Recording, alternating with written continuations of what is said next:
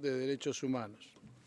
Esta reunión es accesible para las personas con discapacidad gracias a la prestación de servicios de interpretación internacional de signos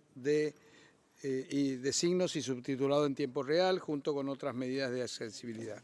Tengo el honor de dar la bienvenida a la señora Michelle Bachelet, alta comisionada de Derechos Humanos de las Naciones Unidas, que pronunciará su discurso de apertura.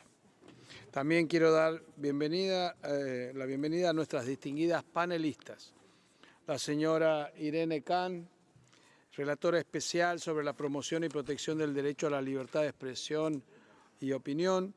La señora Owono, directora ejecutiva del Laboratorio de Política de Contenidos y Sociedad de la Universidad de Stanford, miembro del Consejo de Supervisión Independiente de Facebook Meta. La señora Agustina del Campo, directora del Centro de Estudios sobre Libertad de Expresión y Acceso a la Información y vicepresidenta de la Iniciativa de la Red Global. Y la señora Kate Jones, miembro asociada del Royal Institute of International Affairs, Chatham House. La lista de oradores se cerrará en 15 minutos. Se invita a hacer un diálogo interactivo, formulando preguntas y haciendo comentarios. El tiempo de intervención será de 2 minutos para todos y todas y se dará cabida a un número máximo de 30 oradores. Los que no hayan podido tomar la palabra podrán colgar sus declaraciones en la extranet. Tengo el honor de dar la palabra a la señora Michelle Bachelet. Distinguished President, Excellencies, colleagues, I'm pleased to address you today on this important and complex topic. Let me begin with what I believe should be a key priority in today's discussion, the restoration of public trust. Our societal troubles do not start with disinformation, but they're surely aggravated by it. It is a symptom of the range of global diseases we face, one of which is systemic inequality, where deep-seated discrimination, increasingly fragile institutions, loss of trust in governance structures, and limited rule of law threaten stability and peaceful coexistence. Disinformation spreads when people feel that their voices are not heard. It arises in contexts where political disenchantment, economic disparity, or social unrest flourish. It flourishes when civil society, journalists, human rights defenders, and scientists cannot work, assemble, and speak freely. When civic space is limited or closed. When the human rights to freedom of expression and access to information are threatened. It can further polarize entire societies, particularly when it is actively promoted by government and public officials. In those circumstances, it reaches large audiences and may have significant negative consequences, including spreading hate and even inciting violence. In taking on the challenges that disinformation poses, we cannot fall into the trap of trying to officially ordain what is false and what is true, and then attach legal consequences to those determinations. Our human rights to access and impart information is not limited to only what is deemed by the state as accurate. Such a binary analysis can be easily abused to suppress opinions, beliefs, and political views, to restrict the kind of diversity of expression that is essential to healthy, functioning democratic societies or for the progress of science or arts. Treading the dangerous path of content regulation based on official notions of truth seriously threatens our right to information and freedom of expression, and it runs directly counter to international human rights law. Our focus, therefore, needs to be on assessing how communications are being revolutionized by technology and on unpacking who is responsible for what. We need to look at how best to contain the harms caused by disinformation while addressing the underlying causes that give disinformation life and allow it to gain traction. Concerns about the use of false information for nefarious purposes are not new. Laws seeking to address defamation, fraud, or misleading advertising have been the subject of extensive debates for decades. And throughout those debates, care has always needed to be taken to avoid the risk of stifling free expressions or rights of third parties in the pursuit of other aims. Today's rapidly evolving online world is heightening those concerns given the speed and volume of information circulating. Organized online campaign, often using automatic tools to amplify messages, can readily and quickly create false impressions of broad popular support for or against certain ideas, or be used to counter and marginalize dissident voices and ideas. In the same way, organized online campaign can be used to undermine trust in political processes. They can also target and silence human rights defenders, journalists, and holders of unpopular vantage points. And as a result of repeated attacks, women, minority communities, and others can be deterred from participating in the public sphere. These concerns demand responses, but responses that are crafted consistent with our international obligations. When we debate the best ways to respond, we need to understand that censorship is not only an ineffective medicine, it can actually harm the patient. Excellencies, while we look for solutions here today, one thing is clear. No solution can be effective if it does not place as a core objective the rights of access to information and freedom of expression. I therefore call on states to uphold their international obligation to promote and protect these rights, whatever the social ill they seek to mitigate. Maintaining a vibrant and pluralistic civic space will be crucial in this endeavor. A space where journalists, human rights defenders, academics, and activists can all safely contribute to debates. A space where they can help debunk myths and increase clarity on challenging topics. Policy measures that support independent journalism and strengthen media pluralism and digital and media literacy are essential to support individuals navigate the complex information system we all live with. Improved education systems that foster critical thinking can help in this regard. States must also ensure wide and free access to information so that it reaches all communities and constituencies. In particular, state officials should act with full transparency and share accurate information in a timely manner. Trust can never be achieved without genuine government transparency. Those in power who resort to this information to suppress speech they dislike or to intimidate and harass critical voices must be held to account. Addressing the scourge of disinformation is not just the exclusive responsibility of states. Social media platforms have transformed the way information circulates in our society, and they have a clear role to play. To start with, we must understand better how they affect our national and global debates. While platforms have taken welcome steps to enhance their own transparency and redress channels, progress remains insufficient. We need independent auditing of company services and operation. We need more clarity on the way advertising and personal data is being handled. And we need access for researchers and others to the data within companies that can help us better understand and address this information. Excellencies, there is not one single solution to stop disinformation. So as we advance this discussion, I propose we keep in mind two critical needs. First, we need to deepen our understanding and knowledge. We need more research on how the digital sphere has transformed media and information flows, on how best to build public trust within this environment, and on how different actors can contribute to countering disinformation operations. Second, as recognized by the resolution that mandated this panel, we must ensure that all discussions are framed by human rights norms. Shortcuts do not work here. Censorship and broad content takedowns are an ineffective and dangerous response. The most effective antidote to disinformation that we have at our disposal are the fundamental human rights of freedom of expression, more access to information, and the right to privacy. We must commit to putting those at the core of our approaches. I wish you a productive discussion ahead. I thank you. Muchas gracias, Alta Comisionada. A continuación tiene la palabra la señora Irene Khan.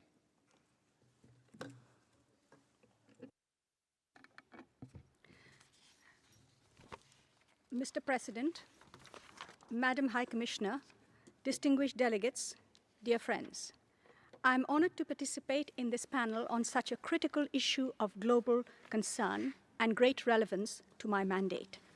As we all know, disinformation is not a new problem, but has gained new urgency because as a result of digital technology, it can be created, disseminated, and amplified at a speed, scale, and reach never known before.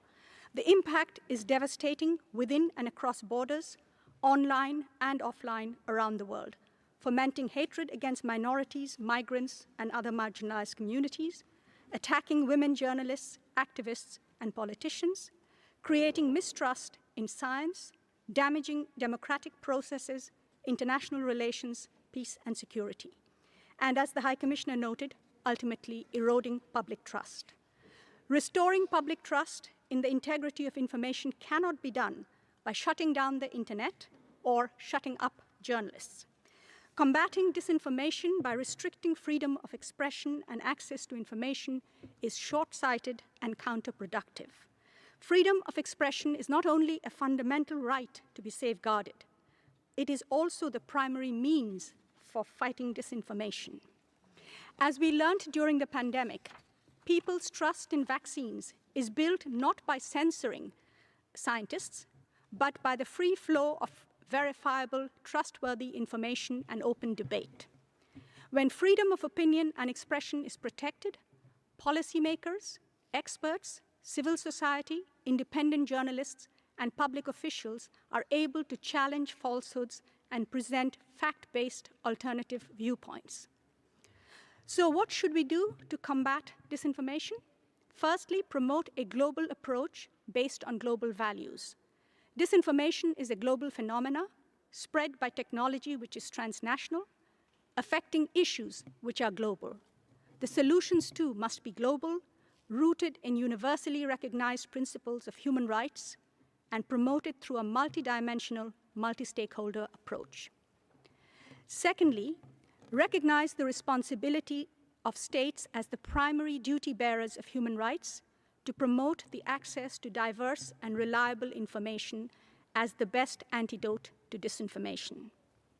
That means increasing the state's own transparency, proactively disclosing official data online and offline. That means states refraining from sponsoring or spreading disinformation which damages people's trust in public information and public institutions. That means building social resilience against disinformation by promoting digital media and information literacy among the population, from youth and women to the elderly and marginalized communities. It also means closing the digital divide and making the internet available to everyone so that they can access diverse, reliable sources of information. That means nurturing independent, free, pluralistic, and diverse media and ensuring the safety of journalists. States must respect freedom of expression. It is an expansive right, a valuable right, but it is not an absolute right. But states may restrict it only in line with the strict criteria of legality, necessity, proportionality, and legitimate aims as set out in the International Covenant on Civil and Political Rights. They must prohibit speech that incites violence, hatred, and discrimination, but should not use that as a license to restrict legitimate expression. They must avoid vague and overly broad so-called fake news laws or the criminalization of speech, which gags independent public interest journalism, but does nothing to kill disinformation or conspiracy theories. Thirdly, regulate social media, but do it smartly. In other words, in a targeted and limited way with full respect of human rights. Governments should not compel or induce platforms to remove or block content that is legitimate under international law. Instead, they should focus on strong data protection, on ensuring the transparency of platforms, on enforcing human rights due diligence of companies in line with the UN guiding principles, and on encouraging companies' accountability to users, including through effective and prompt recourse mechanisms. Social media platforms also have a responsibility to fight against disinformation. While some companies have made some efforts, more meaningful and impactful changes to their ad tech business models that fuel disinformation are yet to be seen. Furthermore, most large companies based in Silicon Valley are driven by the needs and demands of that market. As global players, companies must invest more resources to better understand the local contexts around the world in which vulnerable groups are being targeted by disinformation. Now I come to my final point. Tackling disinformation is inherently multidimensional and multi-stakeholder. that requires a different approach from the multilateral system to which the UN is accustomed.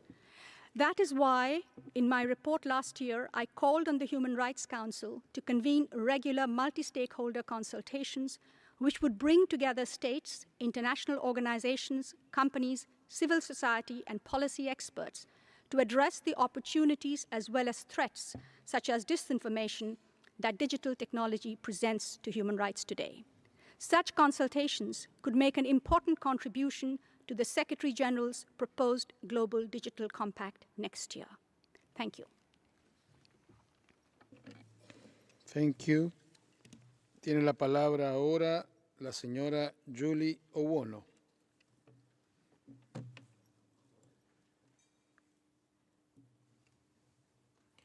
Mr. President of the Human Rights Council, thank you very much for the invitation to deliver these remarks on this timely and important resolution. It is a great honor for me to share some of the learnings that I have gained in my different roles on the responsibilities of private entities, particularly tech companies, on this major issue. I welcome the resolution, which comes at a critical time. In my work as a civil society leader at Internet Sans Frontières, it is clear that at its worst, disinformation can be incredibly harmful, even more so in context of crisis, such as during a war or during an economic and financial crisis. But we must ensure that reforms are built in a way that protects our right to hold and express our opinions freely. I am a board member of the Oversight Board, the independent organization that seeks to align Meta's content moderation policies on Facebook and Instagram with human rights standards. Since we started in 2020, we have been examining the balance between the right to freedom of expression and other human rights, looking at a range of user appeals against Meta's content moderation decisions on Facebook and Instagram. While complex to define, disinformation is usually characterized as information which isn't true. But this raises fundamental questions on how decisions are made and what is true or what isn't true, and most importantly, by whom. When we are dealing with a global platform, these complexities are multiplied. In reviewing cases related to disinformation and misinformation, the Oversight Board has looked at how Meta verifies information and what happens if it is not verifiable. We have pushed the company to clearly set out the harms that it is seeking to avoid. If freedom of expression is to be suppressed, it must be clear why and what other rights are at stake. Transparency is key here. Companies must be clear on the decisions they take, including, and I would even say especially, when governments influence those decisions. Point 5 of the resolution calls upon all states to refrain from conducting or sponsoring disinformation campaigns. I believe that companies have a role to play here too. Through our independent review, the board has pushed Meta to publish all governments' requests to remove content, whether these are made on a legal basis or not. This is significant because we believe that people have the right to know what content governments seeks to see removed. It is possible for companies to address the challenge of mis and disinformation while respecting our fundamental rights, as set out in point 4 of the resolution. The Oversight Board is one example of this work in practice. Human rights impact assessments are conducted for all cases and identify the impact of our decisions and cases to right holders and ensuring the privacy and safety of persons involved in the cases throughout the process. Each case lists the human rights assessed, and as all the cases look at limitations on freedom of expression and also include analysis based on the 3-part test of legality, legitimacy, necessity, and proportionality. Embedding these processes from the outset is critical to building consistent standards. The Oversight Board has looked at cases related to mis and disinformation on Facebook and made several policy changes to Meta, which are aimed at reducing disinformation whilst protecting human rights. from discussions related to COVID-19 to rumors that can lead to ethnic-based harms, for instance, in a conflict. The board set out several recommendations which are intended to be applied to Meta's global policies in similar contexts, and I will share just a few. Policies that suppress freedom of expression must specifically address the real-world harm they are trying to prevent. When dealing with misinformation or disinformation, there are clear tensions between allowing free expression, access to information, versus protecting people from real-world harm, especially violence. The user's intent and how other users understand the post and publications is key to determining the likelihood of real-world harm. In conflict situations, this means policies should reflect risks to physical safety and security, as well as risk of intimidation, exclusion, silencing. In a heated and ongoing conflict, mis and disinformation can have grave consequences. A transparent system of moderating content in conflict zone, including a clear and well-developed policy regarding unverifiable rumors that have the potential to cause harm, is extremely important. Technology should prioritize fact-checking of potential health misinformation shared by public authorities, taking into consideration, of course, the local context. This is particularly necessary during health emergencies such as pandemics. Platforms can and should adopt a range of measures, potentially including labeling which alerts users to the disputed nature of a publication's content and providing users with links to the views of international and also national health authorities. Another recommendation we've made to Meta is that government requests to remove content should be made publicly available. Disproportionate or undue censorship can contribute to a climate of misinformation and affect users' rights to access information or share opinions. Users have an interest in knowing what kinds of content governments and state actors seek to see removed. This should include requests that are made on a legal basis, as well as those made in relation to the company's own terms and conditions. Finally, we've also recommended to Meta that state actors have an obligation under human rights standards to condemn violence, provide accurate information, and prevent mis and disinformation. This principle is part of the OHCHR Rabat Plan of Action. In its review of the suspension of former US President Donald Trump's accounts, the board recommended Meta to adapt its processes to dedicate expertise to assess risk of harm from influential accounts globally and also rapidly escalate content containing political speech from highly influential users to specialized staff who are insulated from political and economic interference. We should strive absolutely to empower people to make their own decisions about the content they're exposed to. Among the digital rights networks across Africa that I know particularly well, as well as through the international experts I work with at the Oversight Board, it is clear that digital literacy and media literacy are key to ensuring users have the tools and information they need to navigate the online world. We should not also forget that generations today are growing up with social media, but without proper guidance on how to approach it. We need to ensure education is part of the wider toolkit to combat disinformation. In addition, of course, we should also trust the intelligence and expertise that exists locally and that brings in essential contextual information that help us all address mis and disinformation without unnecessarily harming our freedom of expression. This is particularly important for the Content Policy and Society Lab at Stanford University, which is prototyping a new multi-stakeholder approach to content governance and content moderation. Finally, it is clear that we must work together to reduce the harms of disinformation and uphold human rights online. The Oversight Board is, of course, just one example of a company transferring decision-making power to an external independent body of experts in a way that prioritizes users' rights and delinks from the financial interests of the business.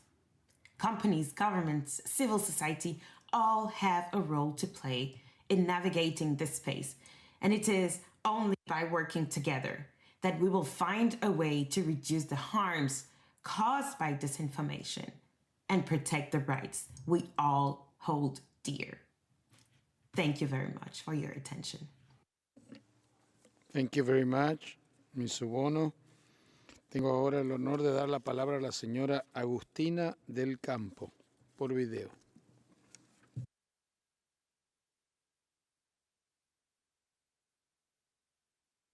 Volumen del video, por favor.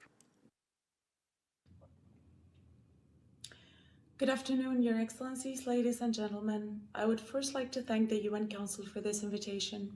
I would also like to thank the states, particularly those sponsoring Resolution 4921, that convened this high-level panel and framed our conversation today, as well as civil society, academics, and private companies representatives that are taking part or following this panel, as well as my fellow panelists. While we all agree that disinformation is not new, the grouping of legal and illegal types of speech and content that are today gathered under the disinformation umbrella is rather new. This grouping of radically different categories of speech, some legal and other illegal, some capable of generating criminal liability, others within the ethical realm, may be one of the harder challenges to tackle it appropriately. Attempts to consolidate this umbrella term in legislation and policy has already created irreconcilable conflicts from a freedom of expression point of view.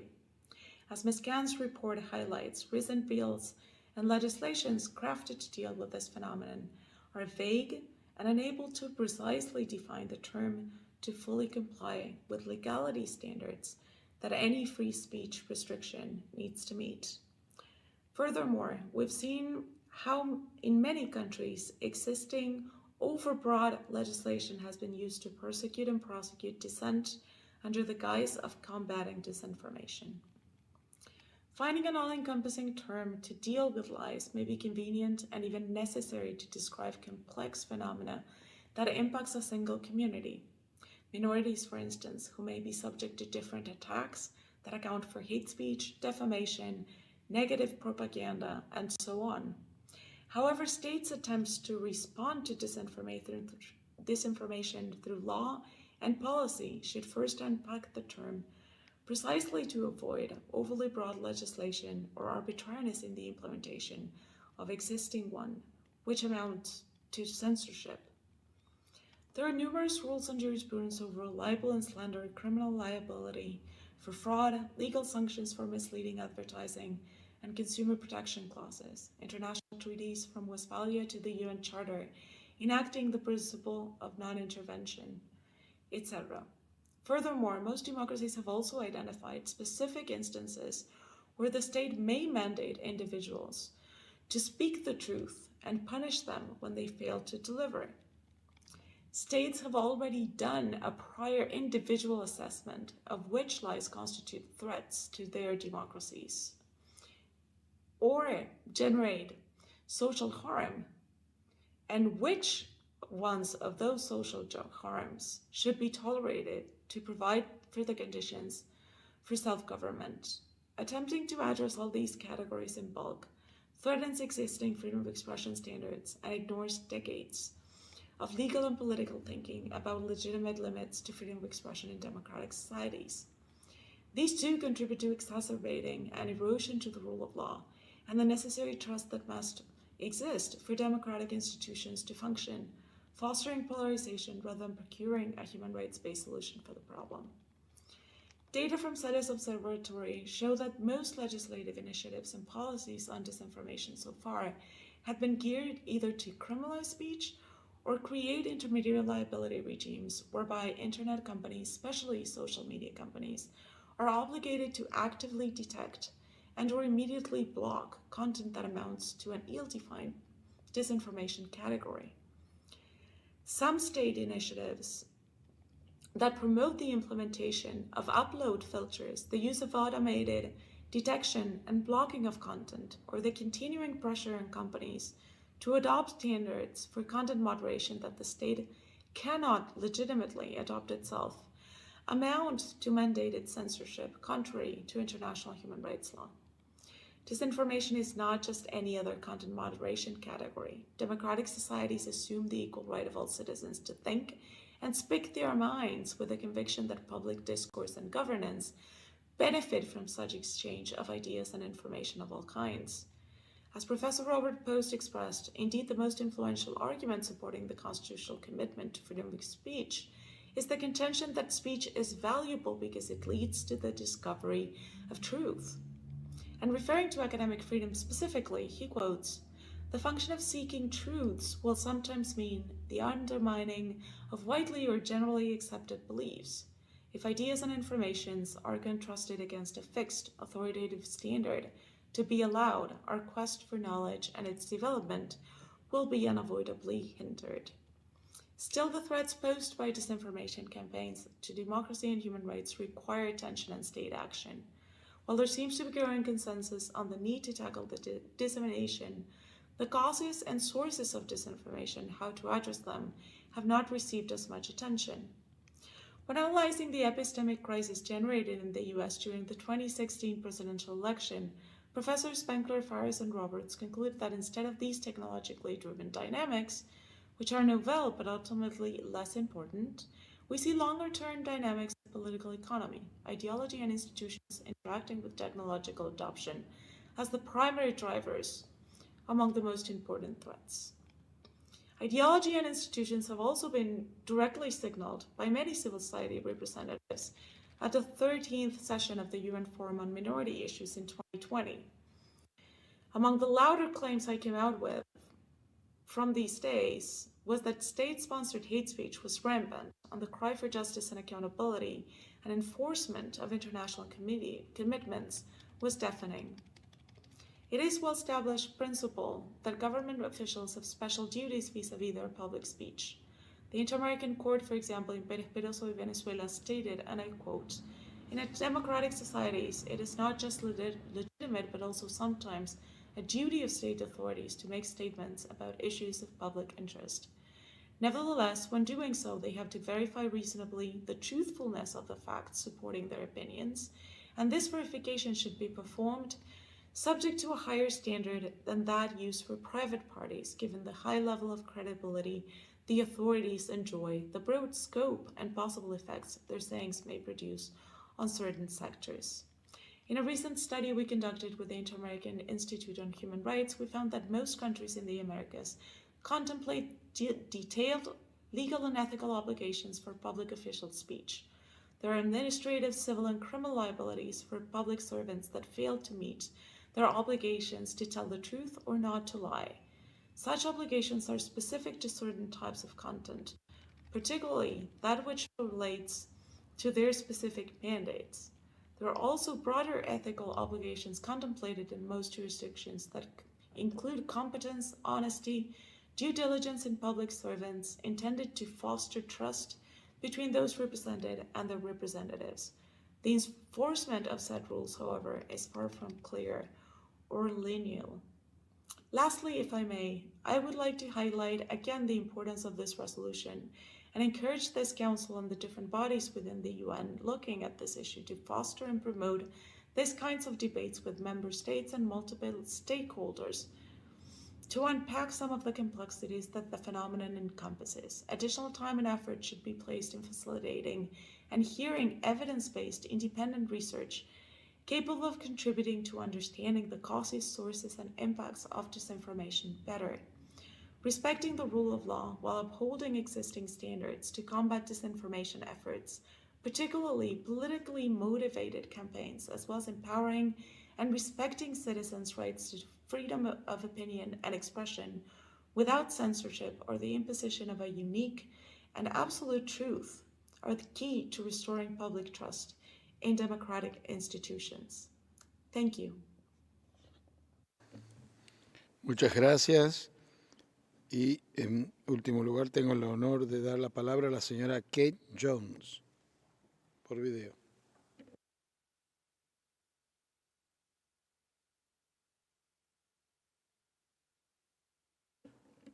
Sonido, por favor. Mr. President, Excellencies, it is a pleasure to be with you for this important discussion. Disinformation is a major scourge of our times. For a long time, this was a problem little addressed by domestic or international governance, but we have seen that an unregulated market is not an adequate way to protect our collective values. We have seen it lead to unchecked viral spread of disinformation with terrible real-world effects. And then in response, we've seen restrictions on freedom of speech, also with negative consequences. Now, as the governance of disinformation moves to the foreground, it is timely and positive that the Human Rights Council is debating the topic of disinformation and human rights. For it's the human rights system, the system carefully developed over the last 75 years to safeguard our common humanity and to enable us to live by shared tenets of common decency, that should be states' lodestar in tackling the challenges of technology, including disinformation. And yet, in the world outside Geneva, human rights isn't at the heart of tech governance. The UN Human Rights Council has a key role to play in putting it there. So if human rights is the best framework to tackle disinformation, what does that mean? First, it means recognising that disinformation poses threats to human rights. Given the positive role of the state in disseminating trustworthy information, any state that engages in or supports disinformation campaigns is violating the individual's freedom to seek information. But second, it doesn't mean responding by censorship. We do need states to step up in governing new technologies. Self-regulation doesn't work, but in doing so, states must respect freedom of expression, the right to privacy, freedom from discrimination, and all relevant rights. The heart of the challenge posed by disinformation isn't its content. It's the manipulation that accompanies it, the intention to mislead, to deceive, to alter people's decision-making without their realising. It's the way disinformation threatens the absolute rights to freedom of thought and freedom of opinion, and consequently rights that rely on those freedoms, such as the right to free and fair elections, the right to health, and the right to participate in cultural life. Unfortunately, the aims of those who seek to manipulate have coincided with commercial incentives, meaning that the most salacious, most divisive and disruptive content is often shared the widest. How then is such manipulation to be avoided? The answer isn't for states to ban disinformation, but for states to act as guardians, as a healthy information environment in tackling manipulation.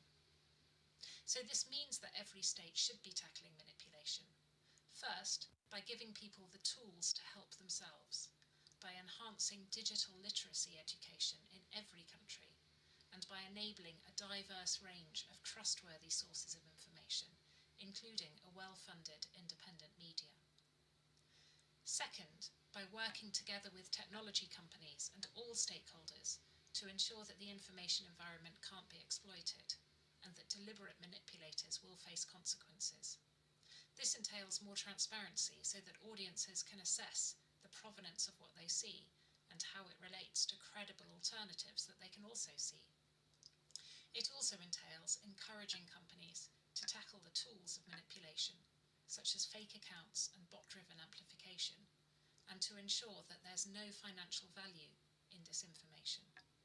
States should call on companies to step up their efforts to counter manipulation in every country, with proper sensitivity to local contexts and languages. Third, states can tackle disinformation by supporting more research, involving all stakeholders. We don't yet have enough evidence on the relationship between the structure of the information environment and the spread of disinformation. It's hard to govern when you can't see what you're governing. And we also need more research on the changing roles of our norms. For example, on privacy. We've come to accept tracking and the monetization of our data as the price we pay for online access. But it appears to be a model that plays into the hands of those who wish to manipulate through disinformation. In the short term, it seems to me that 3 steps by this Council could make a really significant difference.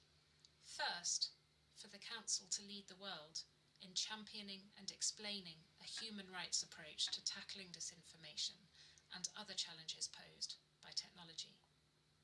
Second, for the Council to create a standing forum for regular multi-stakeholder dialogue on technology and human rights, ending the siloed approach we have at present. That would be a game changer for multi-stakeholder work in this field. And third, for the Council to facilitate the research that's needed by raising questions for discussion and encouraging social media platforms to provide much more data to researchers. Thank you, Mr. Chairman. Thank you very much. Thank you to all the panelists for the very important, interesting and timely contributions.